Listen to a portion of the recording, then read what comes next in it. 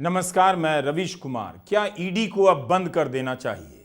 जब एक सरकारी जांच एजेंसी ऐसी हरकत करने लग जाए कि कानून के समक्ष भी अपने काम का बचाव ना कर सके, तो फिर इस विभाग को भंग ही कर देना चाहिए। इसके होने का कोई नैतिक आधार नहीं रह जाता।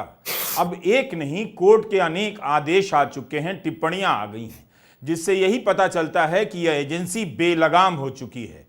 पंजाब और हरियाणा हाईकोर्ट के जस्टिस महावीर सिंह सिंधु ने कांग्रेस के विधायक सुरेंद्र पवार के मामले में जो कहा है, उसे सुनकर इसके अफसरों को शर्मिंदगी तो होती होगी, लेकिन शर्मिंदगी अगर हो रही होती तो एक ही गलती को बार बार दोहराया नहीं जाता। ईडी की हरकतों को कोर्ट ने इंडिफेंसिबल इन लॉ कहा है, यानी इस एजेंसी ने ऐसा काम किया है जिसका बचाव कानून के सामने नहीं किया जा सकता। तब क्या इस विभाग के ही अफसरों पर मुकदमा नहीं चलाना चाहिए या इस विभाग को ही भंग नहीं कर देना चाहिए?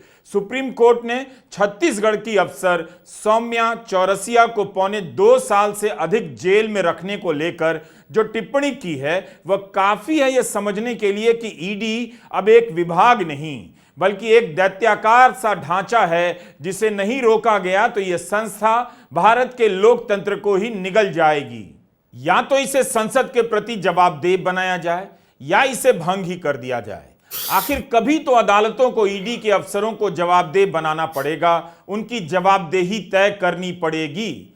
लोकतंत्र और लोकहित में इसमें काम करने वाले सभी अफसरों के नाम के साथ उनके फोटो जनता के बीच प्रकाशित किए जाने चाहिए, ताकि लोग भी जानें कि इस विभाग को किसी को जेल में डाले रखने का विभाग बनाने वाले कौन हैं। कांग्रेस विधायक की अवैध गिरफ्तारी रद्द की गई है। पंजाब और हरियाणा हाईकोर्ट के जस्टिस महावीर सिंह सिंधु ने यहां तक कह दिया कि 14 घंटे पूछताछ करके आप कोई हीरो नहीं बन जाते हैं। हीरो कैसे बनेंगे? जब यह रिकॉर्ड होगा तो आने वाला इतिहास खलनायक के रूप में ही दर्ज करेगा, और करेगा जरूर ईडी का सारा काम। जस्टिस सिंधु ने कहा कि ईडी का सारा केस मुख्यतः जाली ई रवाना बिल पर आधारित है। जस्टिस सिंधु ने यह भी कहा कि पवार का नाम पहली 8 एफआईआर में नहीं है, नवी एफआईआर में भी वह आरोपी नहीं बनाए गए। कोर्ट ने कहा कि जब अवैध खनन मामलों के लिए माइंस एंड मिनरल्स एक्ट 1957 पहले से मौजूद है, तो यह मामला पीएमएलए मनी लॉन्ड्रिंग के अंतर्गत कैसे आया?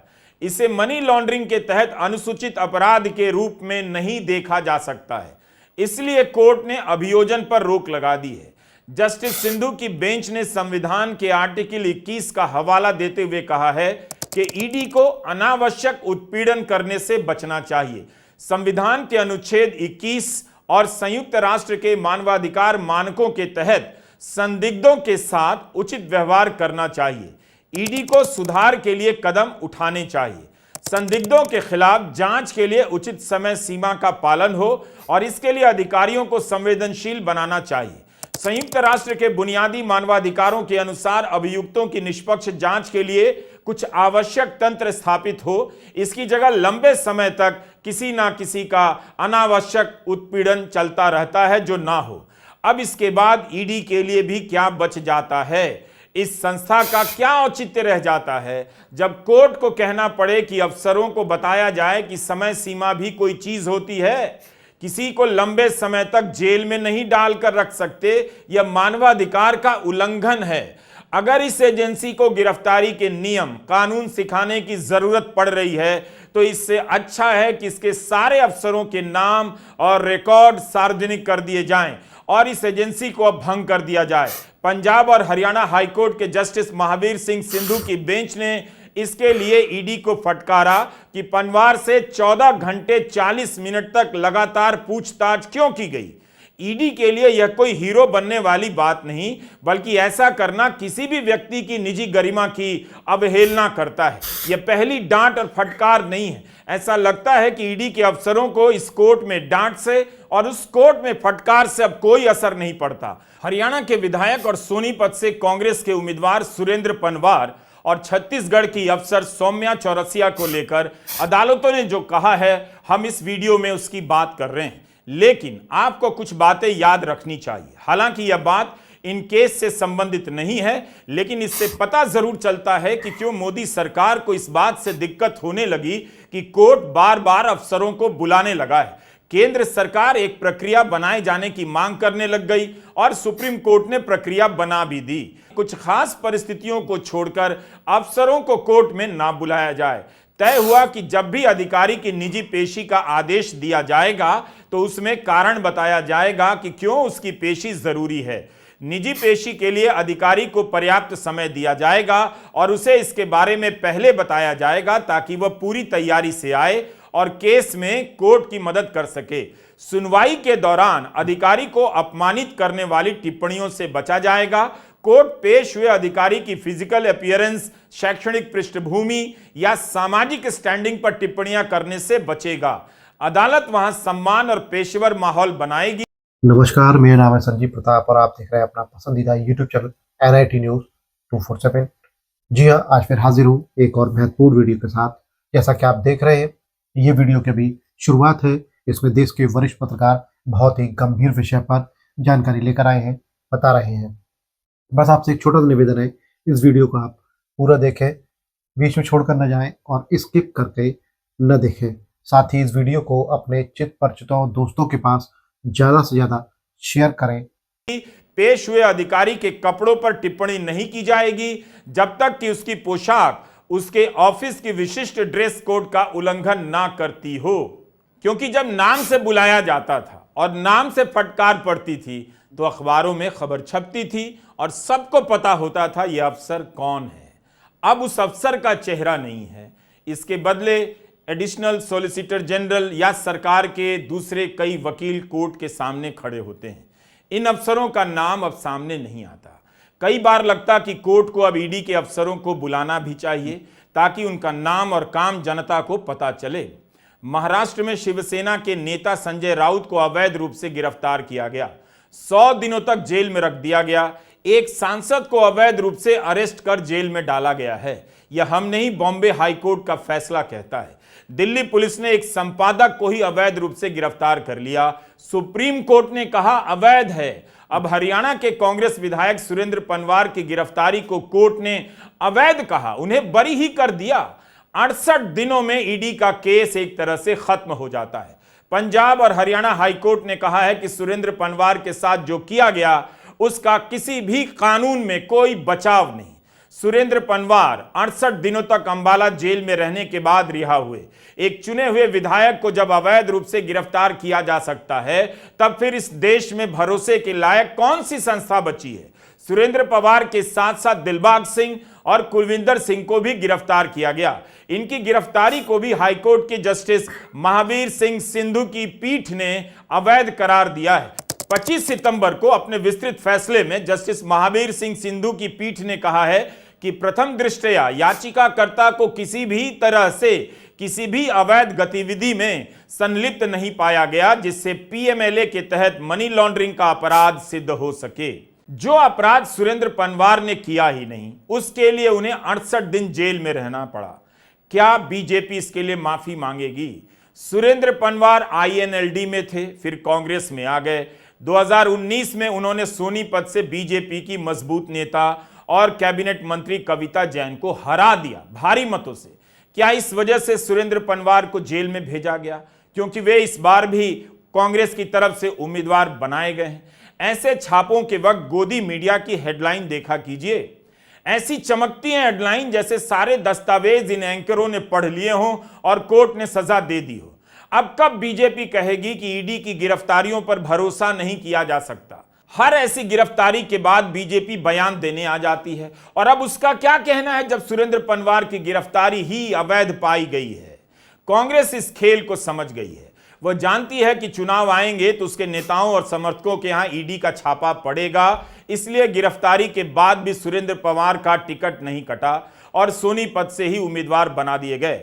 जब सुरेंद्र पनवार जेल में थे तब उनके परिवार के सदस्य प्रचार करने लगे। ससुर को जिताने के लिए उनकी बहू समीक्षा वोट मांगने लगी। 68 दिनों तक जेल में डाल दिए जाने से उनके परिवार और दोस्तों को किस यातना से गुजरना पड़ा होगा, उनका कितना राजनीतिक और मनोवैज्ञानिक नुकसान हुआ होगा। ईडी के वकील लगातार केस हार रहे हैं। जांच और पूछताछ के नाम पर बार बार पूरक चार्जशीट दायर कर किसी को लंबे समय तक जेल में रखने का इनका खेल अब अदालतों को समझ आ गया है।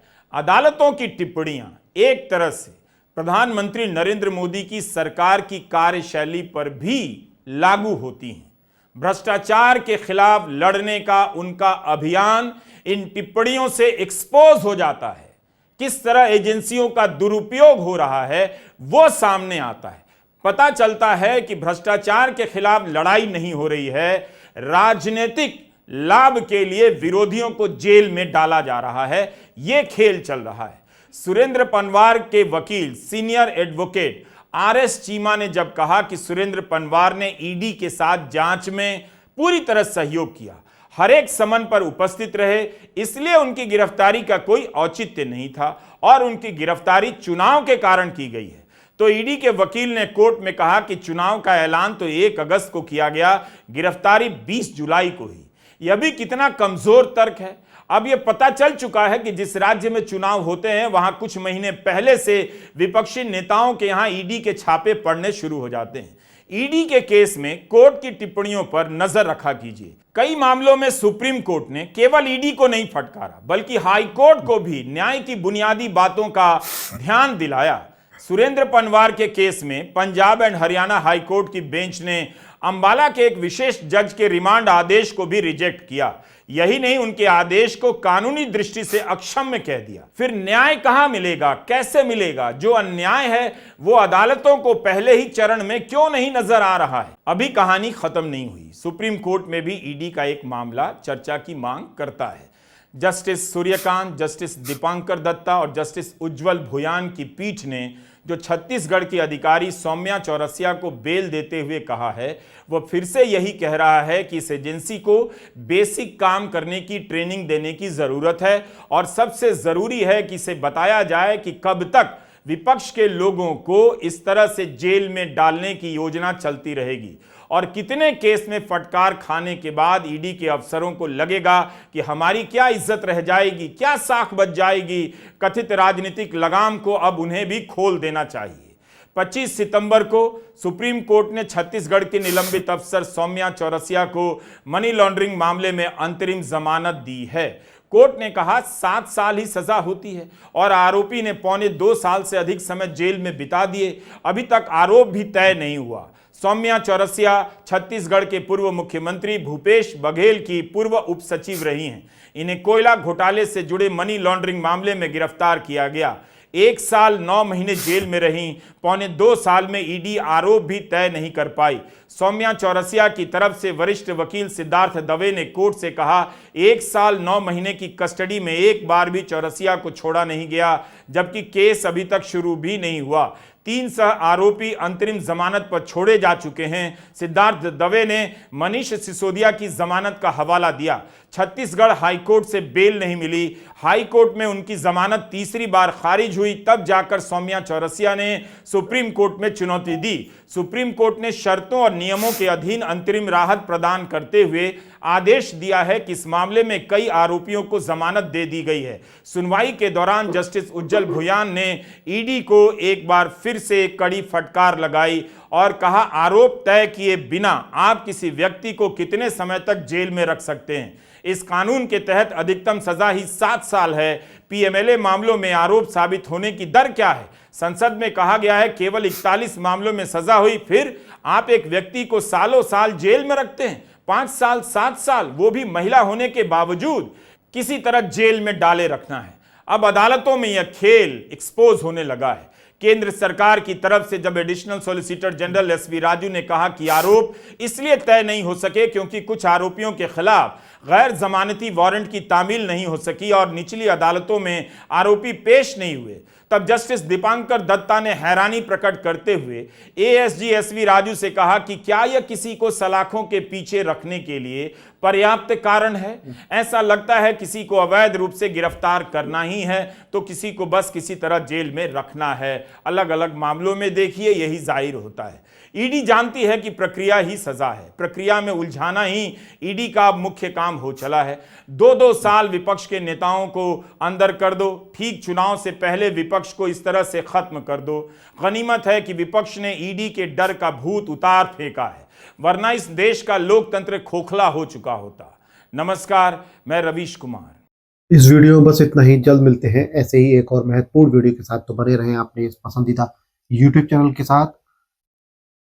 और अभी तक आपने इस चैनल को सब्सक्राइब नहीं किया है तो सब्सक्राइब कर घंटी वाला बटन दबा दीजिए, ताकि ऐसे ही महत्वपूर्ण वीडियो की नोटिफिकेशन आपको समय रहते मिल सके, मिस ना हो। आपको हमारी किसी वीडियो से कोई शिकायत है या अपना सुझाव देना चाहते हैं तो मैसेज कमेंट बॉक्स में लिखें। हम और हमारी टीम जल्द ही उस पर अमल करेगी। जय हिंद, नमस्कार।